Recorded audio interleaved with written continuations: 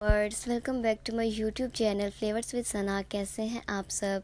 आज मैं आपके साथ शेयर करूंगी मज़ेदार कचौरी की रेसिपी, जो कि बहुत ही ज़्यादा मज़ेदार बनेगी और वो भी होममेड। उसके लिए आपको क्या चाहिए क्या नहीं और कुछ इंपॉर्टेंट टिप्स मैं आपको आज इस वीडियो में बताऊंगी, तो आप फुल वॉच कीजिएगा। चलिए स्टार्ट करते हैं रेसिपी। टेबल स्पून के करीब मैंने ऑयल लिया, जिसके अंदर मैंने एक दरमियानी साइज़ का बारीक कटा हुआ प्याज शामिल कर दिया और उसको अच्छे से हम भून लेंगे। मतलब इतना भूनेंगे कि उसका कलर चेंज हो जाए, वो सॉफ्ट और ट्रांसपेरेंट हो जाए। फिर मैंने ली गाजर और शिमला बारीक कट की हुई, और वो भी मैंने इसके अंदर एक एक दरमियाने साइज़ की ऐड कर दी, और उसको भी हमने अच्छे से भून लेना है कि उसका कच्चापन दूर हो जाए। फिर मैंने 200 ग्राम के करीब उबली हुई मुर्गी ली, जिसको मैंने फ्राइड कर लिया था, और वो भी मैंने इसके अंदर शामिल कर दी। और अब हम इसको अच्छे तरीके से भून लेंगे। इतना भूनेंगे कि ये जो हमारा सारा मटेरियल है, सब्ज़ी और चिकन, ये अच्छे से मिक्स हो जाए। फिर मैंने लिया ज़ीरा और हरी मिर्चें, जिसके अंदर मैंने सूखा धनिया पीस कर ऐड कर दिया। फिर लाल दड़ा मिर्च, सूखा धनिया पाउडर, हल्दी, लाल मिर्च, नमक, और ये मसाले मैंने ऐड करके इसको भी मैंने अच्छे से भून लिया और इसको अच्छे से मिक्स कर लेंगे। और साथ ही साथ मैं बताती चलूँ कि मैं इंस्टाग्राम पे भी एक्टिव हूँ, वहाँ पे भी मुझे फॉलो करें, फ्लेवर्स विद सना, वहाँ पे भी मैं डेली पोस्ट करती हूँ। अब हम ऐड करेंगे इसके अंदर धनिया। मैंने तकरीबन थोड़ा सा धनिया लिया, जिसको धोकर अच्छे से कट करके मैंने वो भी शामिल कर दिया। और यहाँ पर मेन इंग्रेडिएंट है दूध। मैंने 1 कप दूध लिया, जिसको मैंने पहले आधा शामिल किया और अच्छे से मिक्स कर लिया। जब मुझे दोबारा ज़रूरत पड़ेगी तो बाकी का जो बचा हुआ दूध था वो भी मैं इसके अंदर शामिल कर दूँ। दूध डाल लिया और अब हम इसको अच्छे से मिक्स कर लेंगे कि ये यकजान हो जाए, और इसको भूनेंगे इतना कि जो हमारा दूध है वो अच्छे से ड्राई हो जाए सब्ज़ी के अंदर, और ये सारा जो दूध है वो सब्ज़ी के अंदर मिक्स होकर सब्ज़ी बहुत ज़्यादा सॉफ्ट हो जाएगी। जो मटेरियल है वो भी बहुत ज़्यादा सॉफ्ट हो जाएगा। और यहाँ पर देखें, जो दूध था वो ड्राई हो चुका था, और माशाल्लाह माशाल्लाह से हमारी फिलिंग तैयार है कचौरी के लिए, और ये बहुत ही ज़्यादा ज़बरदस्त बनी थी। अब हम तैयार करेंगे डो, मतलब कचौरी के लिए जो आटा गूंदना है वो तैयार करेंगे, जिसके लिए मैदा ले लिया मैंने के करीब मैंने मैदा लिया था। 1 चम्मच मैंने नमक लिया।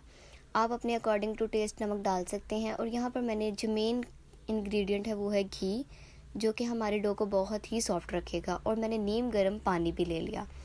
अब हम एक बाउल में डाल देंगे मैदा अपना, और उसको अच्छे से छान के मैंने यूज़ किया था। आपने भी अच्छे से छान कर फिर यूज़ करना है। मैंने डाल दिया नमक। आप भी अपने जायके के मुताबिक, जिस तरह नॉर्मल आटा गूंदते हैं जितना नमक डालते हैं आप उतना डालें। और मिक्स करने के बाद आपने डाल देना है घी। मैंने घी को भी नीम गर्म कर लिया था, और आपने इसको थोड़ा थोड़ा सा मिक्स कर लेना है। और अभी आप देखेंगे कि जब मैं इसको मिक्स करूँगी तो वो इस तरह से इसकी कुछ बाइंडिंग हो जाएगी, जैसे मेरे आपको दिख रही है मेरे बाउल में। तो इसलिए हमने ये घी डाला है, इससे बहुत ही ज़्यादा सॉफ्ट बनेगी ये। और अब आप देख रहे हैं कि इस तरह से आपने करके जो हमारा जो पकाया होगा पानी, उसको पानी को भी आपने थोड़ा थोड़ा करके गूंद लेना है आटे को। और नॉर्मल जैसे आटा गूंदते हैं वैसे ही गूंदना है। मैं बार बार बता रही हूँ, इसमें कोई ऐसी चीज़ नहीं है मुश्किल। आपने बस घी इसमें ऐड करना है। घी भी हम इसलिए ऐड करेंगे क्योंकि कचौरी में घी ज़्यादा इस्तेमाल होता है। और यहाँ पर मैं आटा गूंद रही थी, ठीक है, और तकरीबन आटा गूंद चुका था मेरा। और अब हमने इस आटे पे घी डालकर, क्योंकि ये घी मैंने कहा ज़्यादा इस्तेमाल होगा, घी इसको सॉफ्ट रखेगा। और ये मैं अच्छे से घी को इसके चारों तरफ लगा कर इसको मैं रख दूँगी तकरीबन 15 से 20 मिनट के लिए। फ्रिज में नहीं रखना, आपने रूम टेम्परेचर पर बाहर ही रखना है इसको ढाँप कर अच्छे से, ठीक है। और अब आप देख लिया कि हमारा आटा काफ़ी ज़्यादा सॉफ्ट है। और ऑयल आप चेक कर रहे हैं ना कितना ज़्यादा मैंने ऑयल भी लगाया है। अब हमने एक चीज़ तैयार करनी है, एक स्लरी सी, जिसके लिए मैंने ले लिया कॉर्नफ्लोर 4 to 5 टेबल स्पून, जिसको छाना। और फिर मैंने इसके अंदर ऐड कर दिया 1 टीस्पून बेकिंग पाउडर, या 1 चुटकी आप डाल लें। और फिर हम डाल देंगे घी, ठीक है। दोबारा बता रही हूँ, कॉर्नफ्लोर, बेकिंग पाउडर या बेकिंग सोडा ले लें, और घी डालकर आपने इसको अच्छे से मिक्स कर लेना है। ये जो है ना, यही चीज़ है मेन जो हमारे को फुलाएगा, और मतलब कि जो उसके कर्ल्स हैं उसको भी सॉफ्ट कर कर उसके कर्ल्स को ज़्यादा क्रंची बना देगा। जो अब मैंने इसके अंदर डाल दिया ऑयल। आपने घी और ऑयल मिक्स करके डाल देंगे, बेशक अलग अलग करके इसको मिक्स कर दें, इसमें पानी नहीं डलेगा। घी और ऑयल मैंने अच्छे से डालकर इसको मिक्स कर लेना है। और अब आप देखेंगे ये इतना प्यारा, और इसका कलर भी चेंज हो जाएगा, इस तरह की फॉर्म में कुछ आ जाएगा ये, ठीक है। और फिर जब इस तरह से आ जाए और थोड़ा सा गाढ़ा गाढ़ा हो जाए तो समझें आपकी जो स्लरी है कचौरी के लिए वो बिल्कुल तैयार है। अब हम ले लेंगे वो आटा जो हमने गूंदा था, और फिर हम उसको कर लेंगे 2 हिस्सों में डिवाइड और उसके बड़े बड़े से पेड़े बनाकर हम रख लेंगे। मैंने एक पेड़ा बना लिया। देखिए टोटल आटा जो था उसके मैंने 2 हिस्से करके 2 पेड़े बनाए हैं। आप देख लें, कोई मुश्किल काम नहीं है, जैसे आप रोटी बनाते हैं वैसे ही आपने पेड़े बनाकर रख लेने हैं, ठीक है। और इसको 5 मिनट्स के लिए रेस्ट दे देना है कि ये थोड़ा सा सॉफ्ट और हो जाए, ठीक है। एंड देन मैंने एक पेड़ा लिया और उसको मैंने फिंगर की मदद से प्रेस किया। आप बेलने का भी इस्तेमाल कर सकते हैं। फ़िलहाल मैं हाथों का इस्तेमाल कर रही हूँ। मैंने हाथों पे ऑयल थोड़ा सा ले लिया था, लगाकर मैंने इसको ग्रीस करके अच्छे से हम इसको बड़ा कर लेंगे। और हमारी रोटी तकरीबन इतनी बन चुकी है और अब मैंने उसको रख दिया था साइड पर। और अब हमने अपने काउंटर को घी से ग्रीस कर लेना है। ग्रीस करने के बाद जो हमारा था रोटी जिसको मैंने हाथों से प्रेस किया था उसको हम दोबारा से अपने काउंटर पर रख कर अच्छे से प्रेस कर लेंगे। एंड देन मैंने बेलने का यूज़ किया। और अब आप देख रहे हैं कि ये जितनी बड़ी हो सकेगी आपने उतनी बड़ी कर लेनी है, मतलब इतनी भी पतली लेयर नहीं करनी। अब जो हमारी स्लरी जो हमने तैयार की थी कॉर्नफ्लावर से वो हम इसके अंदर पुट कर देंगे, ठीक है, ब्रश की मदद से या हाथों की मदद से, ठीक है। आपने इसको अच्छे से अपनी रोटी पे ग्रीस कर लेना है। मैं इसलिए बता रही हूँ बार बार, जो मैं आपको टिप्स बता रही हूँ आपने इसको ज़रूर फॉलो करना है। ये कचौरी के मेन इंग्रेडिएंट्स हैं जो इसके बगैर कचौरी आपकी बिल्कुल नहीं बन सकती। देन हमने वो जैसे बलों वाला पराठा बनाते हैं क्योंकि हमें बल चाहिए होते हैं, इसी तरह हमें कचौरी में भी बल्स चाहिए। तो हम इस तरह से उसको फोल्डिंग कर लेंगे। अगर आपके पास कोई और टिप है then you can okay, but मैंने ने ये रूल फॉलो किया। और उससे आप देख लें, ये होने के बाद मैंने इसको एक इस तरह से पेड़ा बना लिया। मतलब आपने इतनी ज़्यादा इसकी स्ट्रॉन्ग बाइंडिंग नहीं करनी क्योंकि हमने इसको बाद में खोलना भी है।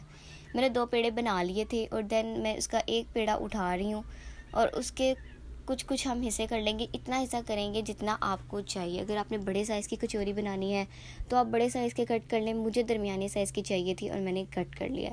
अब आप देख रहे हैं कि इसके बल्स आपको शो हो रहे होंगे और लेयर्स भी आपको नज़र आ रही होंगी, ठीक है।